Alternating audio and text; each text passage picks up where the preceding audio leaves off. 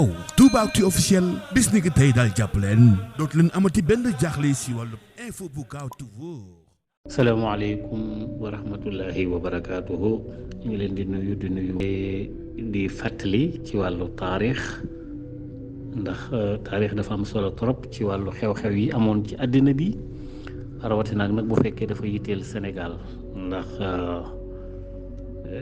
tubaab yi ñooy faral di wax naan le monde est vieux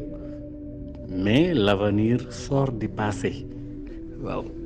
àddina bi yàgg na lool waaye nag sa ëllëg yaa ngi koy jàng ci sa démb. waaw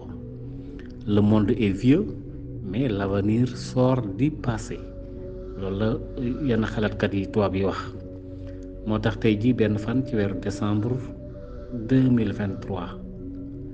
bis la boo xam ne bii maanaam le 1er décembre bii dafa am pàttaliku ndax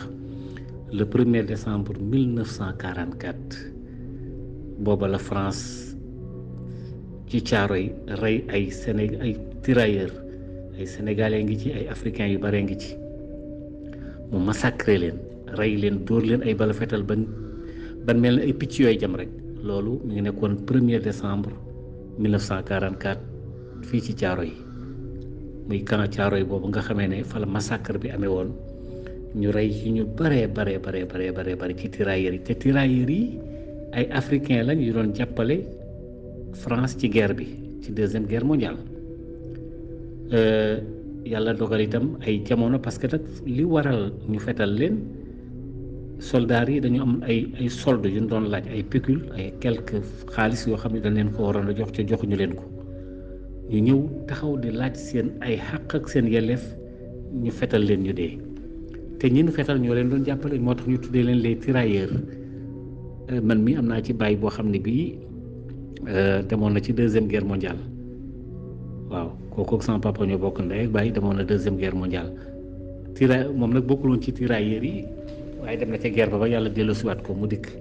di fayu lam ca war a fayu waaye liñ ciy jàng mooy tubaab du bëgg nit ku ñuul ilaa yawmi diin. boobaak léegi mu toll ci juróom-ñett fukki at yàlla yu manqué benn 79 ans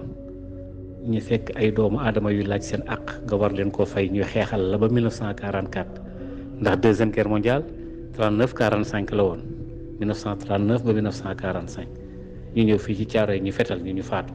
fetal suñuy mbokk fetal suñuy deret rey leen comme ay weñ quand Caaroy